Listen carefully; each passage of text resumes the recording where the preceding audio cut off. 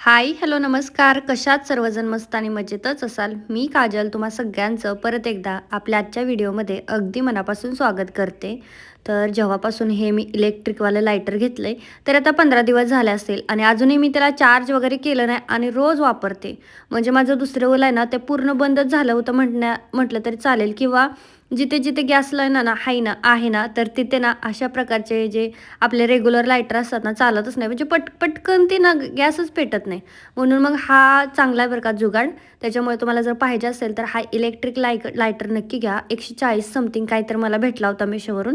महाग पण होता, पण नंतर मी चेक केलं. मी आधी 250ला घेतला, परत मी चेक केलं तर 140ला भेटला. मग मी काय केलं, तो 250वाला रिटर्न दिला आणि तो 140वाला घेतला, असं केलं. कारण कसं आहे, आपला जिथून फायदा आहे तिकडेच आपण बघतो ना, की बाबा चला फायदा असेल. आणि आता 15 दिवस झालं कंटिन्यू वापरते त्याला. बिलकुल अजून मी चार्ज केलेलं नाही आहे. तर बघूयात आता जेव्हा चार्ज करेन ना, तेव्हा मी नक्की तुम्हाला दाखवेन की बाबा आज चार्जिंगला लावला आहे. तर आज आहे संडे आणि संडेचं सकाळचं तिथे मी पनीर बनवते. आज आमचा नॉनव्हेजचा बेत होता, मटण वगैरे आणायचं. संडेचा कालचा बेत होता, शनिवारचा. तर भाऊजींचा उपवास असतो, त्याच्यामुळे आम्ही ठरवलं होतं की नाही, शनिवारी संध्याकाळी उपवासाला पनीर करूया त्यांना आणि मग दुसऱ्या दिवशी आपण मटण करूया आणि ते 30 तारखेला जातील असा प्लॅन होता. पण ते आले आणि दुपारी आले आणि लगेच 4-5 वाजता गेले. त्याच्यामुळे सगळाच प्लॅन कॅन्सल झाला. मग आम्ही काही रात्री पनीर केलं नव्हतं एकतरी. ते गेले त्याच्यामुळं ते कसं तरी रुद्रेचं रडण्यातच किती वेळ गेला. त्याच्यानंतर मी काहीच केलं नव्हतं, थोडंफारच मग घरूनच जरा अशी ते रानातली असते ना ह्याची भाजी तांदळाची, ती दिली होती. तर तीच मी केली होती कारण ती रुद्रेच्या पप्पांना आवडते. मग ते म्हटलं तेच कर, पनीर उद्या कर. मग ते उद्यावरती गेलं. तर इथं ना मी पनीर टिक्का बनवते, पण मी याच्यामध्ये मटार पण टाकणार आहे कारण ना मटार आहेत आणि ते संपत नाही आहेत त्याच्यासाठी. तर इथं दुधात ना पनीर टिक्का मसाला असतो ना, मिक्स करून घेतला. आता तुम्ही म्हणाल्या पोरीनं किती पनीर करपवलं आहे, तर ते पनीर जोपर्यंत कडक होत नाही ना, तोपर्यंत मी खाऊच शकत नाही.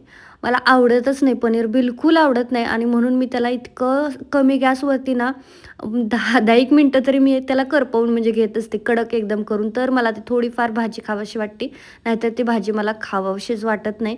असा माझा एक वेगळाच पॉईंट आहे.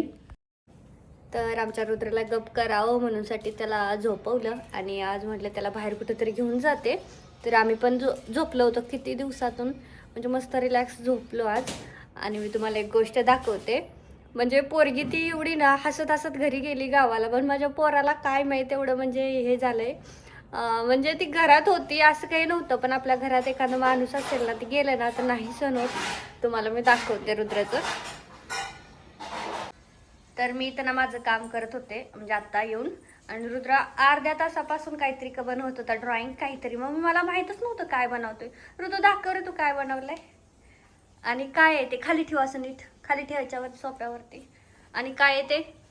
एक मी आहे काकी. तू काकीन तू बनवलंय का. आणि मीन पप्पा कुठे. मी राहिली, पप्पा राहिले, अजून बाकीची लोक राहिली. मेन तर मीन पप्पा राहिलो ना, आम्हाला कुठं नाही बनवलं. तो तू काकीलाच का बनवलं. ती तर आता येणार पण नाही, माघारी गेली तुला सोडून आता ती. अरे तू तू तू बघ बरं, आली का ती आता. ती नुसती फोनवर म्हणते येणार, ती येणार वगैरे काही नाही. आता ती गेली आता.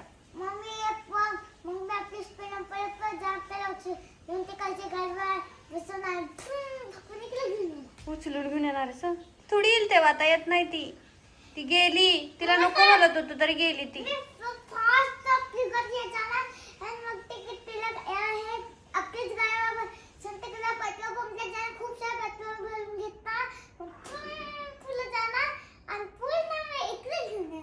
ठीक आहे. तर आता त्याचा थोडासा मूड ठीक झालाय, नाहीतर थोडंसं असं काही झालं की लगेच रडाय चालू करत होता. असं थोडंसं काय झालं की रडाय चालू करायचा. आणि सानिकाला खरं तर नको म्हणत होतं आम्ही जायला, म्हणजे काहीच एवढे हे नव्हतं, पण तिला जायचं होतं तर ती गेली. म्हणजे आमचं सगळ्यांचंच मत होतं नको जायला, अजून 2-3 महिने थांबावं, पण ती गेली. आणि दुसरी एक गोष्ट, मी बघा माझं कामवाली दिदी आहे, तर खूप इतकं वाईट वाटलं ना, म्हणजे इतकं तिने स्वतःहून ॲटिट्यूड दाखवला होता की म्हणजे काहीच न बोलता निघून गेली. मग मी नंतर दुसऱ्या 2 दिवसानंतर कॉल केला, म्हणजे मला नाही राहवलं. मग ऑलरेडी तिची 2-3 कामं गेली होती, मला माझं काम गेल्यानंतर नाही राहवलं. मी म्हटलं नको बाबा, मी स्वतःहून फोन केला आणि म्हटलं ठीक आहे दीदी आ जाओ वापस. मग मी वापस बोलवलं. बोलल्याच्या नंतर मी म्हटलं एक बार तो बोलना चाहिए था ना कि दीदी मैं कल से टाइम पे आऊँगी, काम करूँगी. ऐसा कुछ भी बिना बोला एटीट्यूड दिखाई चली गई, ऐसा क्यों किया. तर दीदी तुम डांटी तो मैं चुप हो गई. म्हटलं अरे डांट थोडंसं तो बोलली मी, थोडंसंच बोलली की का नाही आली वगैरे एवढंच. तर काहीच नाही. तर मी परत एकदा तेव्हाच लावलं होतं. आता जास्त दिवस काय नव्हतं बंद, 1-2-3 दिवसच. मी स्वतःहून फोन करून बोलवलं. एवढं माझं वेगळं आहे, मला नाही आवडत. आता याला काय झालं परत बघू पुढे. जायचंय कुठं जायचं, कुठं जायचं आपल्याला? गावाला वय. अरे चल की पिक्चर बघायला जाऊया. गावाला नाही जायचं, पेपर आहे तर कुठे गावाला जातो. ऊन कसलंय, पोरगी गेली आपली निघून.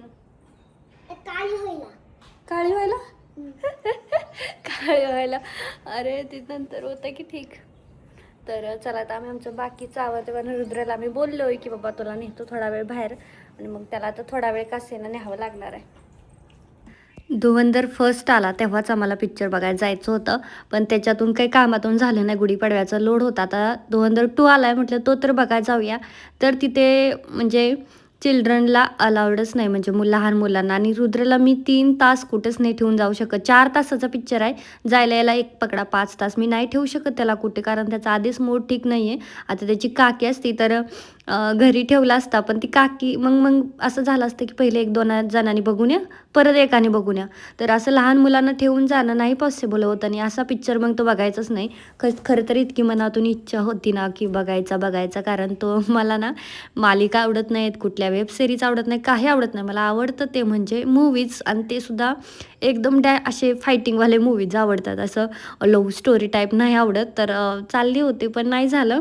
सानिकाला पण बघायला जायचं होतं, पण काय पोरगीनं अचानकच प्लॅन केला. म्हणजे मला तर माहीत पण नव्हतं, म्हणजे इतक्या पटकीन असं ते जाईल असं म्हणजे एकाएकीत नव्हतं. कारण की होतं बऱ्यापैकी की नाही अजून थोडे दिवस थांबू, पण ते अचानक त्यांचं काय झालं काय माहीत, आणि ते गेले.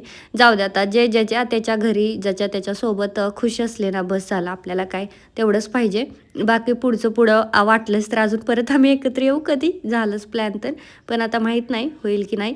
तर इथं आता रोज आम्ही लस्सी बनवते, किती दिवस झालं रोज 5 ग्लास करायचे. आज सुद्धा ना 5 ग्लासाचा माप झालं होतं, पण आज मला 3च ग्लास भरावे लागले. आता प्रत्येक गोष्टीत मिस करणार, म्हणजे प्रत्येक गोष्टीमध्ये आपल्याला आता म्हणजे आठवण येत राहणार. आणि त्यात प्राजक्ता पण गेली यात्रेला, नाहीतर मग आम्हाला एवढं असं काही वाटलं नसतं ती नसती गेली तर. तर आता वाजलेत बघा 7, आणि रुद्राचं चाललंच होतं रडगाणं की मला नाही नेलं तर मी रडत राहीन. म्हणून त्याचे पप्पा त्याला घेऊन गेलेत, आणि ते गेल्यापासून माझी ही एक छान सुंदर अशी फ्रॉक शिवून झाली. आणि तिथे एक आहे, ह्या 2 शिवल्या. म्हणजे मी नसती गेली ना, तर गेले असते ना, तर माझ्या ह्या 2न्ही पेंडिंग राहिल्या असते, जे की मला अर्जंट आहे. त्यांचं बारसं आहे, ते एवढं विश्वासाने आपल्याला ऑर्डर देतात. मी तशा अर्जंट घेत नाही, पण जर घ्याच मला पाहिजे जसं म्हणत असतील तर घ्यावंच लागतं. आणि अर्जंट ऑर्डर होते, त्यांनी पुण्याचा ॲड्रेस दिला. त्यांना गावाकडे पाहिजे होतं, तरी त्यांनी अर्जंट यावं म्हणून पुण्याचा ॲड्रेस दिला आहे. माझंही काम आहे ते अर्जंट पाठवणं, तर तो मी आता रेडी करून घेतला आहे. आणि आता मला शिवायचा आहे पार्टीवेअरचा कॉम्बो, तो सुद्धा अर्जंट आहे. 8 तारखेला त्यांचा बर्थडे आहे, आणि 8 तारखेला त्यांच्या आईच म्हणजे दोघींचा आई मुलीचा आहे ड्रेस, तर तो पोहोचला पाहिजे. मी जाणार होती रुद्रेसोबत त्यांच्यासोबत, पण मला जावंच वाटत नाही. म्हणजे इथं ना ते एक म्हाताऱ्या तलाव सोडला तर कुठं फिरायला जायला नाही ती तलाव, आणि मला सारखं तिथं जायचं इतकं वैताग येतो एकाच ठिकाणी. आणि त्यात मला घरातूनच बाहेर जायचं तर जावं असं वाटत नाही. म्हणजे कधीतरी ठीक आहे, नाहीतर मग मला निघावंच वाटत नाही. घरामध्येच कम्फर्टेबल वाटतं, बाहेर उगाच असं वाटतं. बघ आता ते दोघांचा फोन आला तर मग आम्ही जेवायला वगैरे बाहेर जाऊ आजच्या दिवस, असं प्लॅन आहे. कारण आता मला तो ड्रेस शिवायचा आहे, तर तो शिवेपर्यंतही बराच वेळ होईल. त्याच्यामुळे आता बघू, त्यांचा फोन येऊ दे तोपर्यंत. ते आता मस्तपैकी खेळत असतील दोघंजण. आणि आता मी आवरते माझं बाकीचं, मला जो पार्टीवेअर ड्रेस रेडी करायचा ना, तर तोही आवरते. तर उद्या मी ना ह्या मशीनविषयी डिटेल व्हिडिओ टाकणार आहे सविस्तर. खूप भारी मशीन आहे तसं सांगण्यासाठी, पण मी कशी म्हणजे कुठं काय आहे सगळे फंक्शन मी डिटेलमध्ये सांगणार आहे. त्याच्यामुळे माझा काजल क्रिएशन आहे चॅनलवरचा व्हिडिओ तुम्ही नक्की बघा, त्याच्यावरती ना बघायला भेटेल सगळी माहिती. चला तर लागते कामाला, मला पार्टीवेअरचा कॉम्बो पण रेडी करायचा आहे. साम्राज्य, किती मोठं साम्राज्य उभं केलं आहे.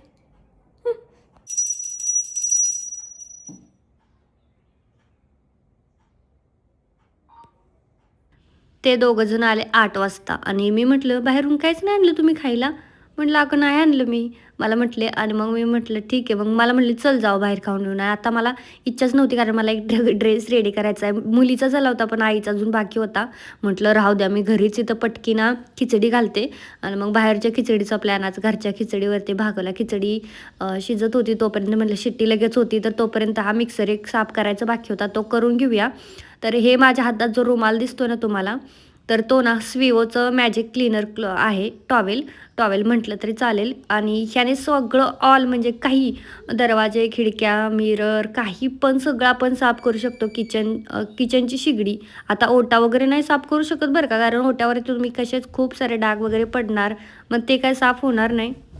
त्यामुळे आणि याच्या मेन गोष्ट म्हणजे आपल्याला साबण लावा, लिक्विड लावा, काहीच लावायची गरज नाही. ह्या टॉवेलमध्ये सगळं आहे.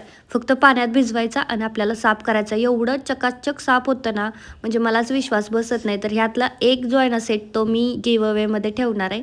तर 1-2 दिवसात मी तुम्हाला सांगेल तो कुणाला जातोय. म्हणजे त्यासाठी तुम्हाला लाईक करावं लागेल, सबस्क्राईब, शेअर सगळं करावं लागेल बरं का, कारण सपोर्ट पण तेवढाच महत्त्वाचा आहे. मला वाटतं हे खूप भारी आहे. याच्यामध्ये टोटल 5 की 6 टॉवेल येतात, जे की वर्षभर तरी आरामात चालून जातील. तर मी आता याच्यातला अजून एकच वापरते आणि भरपूर दिवस चालेल. आपण काय रोज काय एवढं हे साफसफाई करत नाही. तुम्हाला मी दाखवते आता. हे बघा, मागच्या साईडने मिक्सर अजून साफ करायचा बाकी आहे. त्या साईडनं बघा, आता नुसतं मी पाण्यात भिरवून घेतला आहे आणि फक्त असा ना पुसून घ्यायचा. म्हणजे मग त्या आतमध्ये पाणी चाललं आहे, कुठे करंट लागला आणि हे असले काही भानगडीच नाही. किती पटकन क्लीन होतं, जे की आपण लिक्विड स्प्रे करा नंतर ते पुसून घ्या, तेव्हा पण इतकं क्लीन नाही होणार. तर बघूयात आपण हे प्रोडक्ट कोणाला गिफ्टमध्ये जाते. आणि मेन म्हणजे शिपिंगसुद्धा भरायचं नाही, फ्रीमध्ये मी घरपोच तुम्हाला हे प्रोडक्ट पाठवणार आहे. याच्या व्यतिरिक्त आहेत अजून 2-3, तर तेही मी गिव्ह अवेमध्ये ठेवणार आहे. बघूयात आता ते जसं होईल तसं, कारण माझा मूड खूप म्हणजे बदलत जातो. आता माहिती आहे, बाहेर जाऊन जेवायचा मूड होता, घरीच खिचडी बनवली, म्हणजे माझं सांगताच येत नाही, काही पण होतं. बाकी तुम्हाला हे प्रोडक्ट पाहिजे असेल ना, तुम्ही घेऊ शकता. मी प्रमोशन वगैरे काही करत नाही, मनापासून सांगते, प्रमोशन नाही करत आहे. आणि हे मला प्रमोशनसाठी सुद्धा आलेलं नव्हतं. स्विओचा मॉप आला होता ना, ते फरशी पुसायचा, त्याच्यासोबत मला हे फ्री गिफ्ट आलं होतं, जे की 3 सेट आहेत. मग ठीक आहे, वॉशिंग मशीनचं एक होता आणि 2 असे क्लोथ होते. वॉशिंग मशीनच्या कपड्याचं मला वाटत नाही इतके निघत आहेत, कारण मी 2-2 शीट वापरते. पण मला काही एवढ्या कपड्यामध्ये काही फरक जाणवत नाही. जे की आपण नॉर्मल लिक्विड टाकल्यानंतर जसे कपडे साफ होतात ना, तसे काही एवढं वाटत नाही. तर मला वॉशिंग मशीन पण सर्व्हिसिंग करायची आता, केलीच नाही मी घेतल्यापासून. तर मला नक्की सजेस्ट करा की केली पाहिजे, कारण किती दिवसातून केली पाहिजे, कारण माझा तर हा पहिलाच अनुभव असेल सर्व्हिसिंगचा आणि मला ती करून घ्यायची आहे, कारण आपली वस्तू आपणच नीट ठेवायची आहे. बाकी तुम्हाला व्हिडिओ कसा वाटला कमेंट करा, आवडला असेल तर लाईक करा. बाय.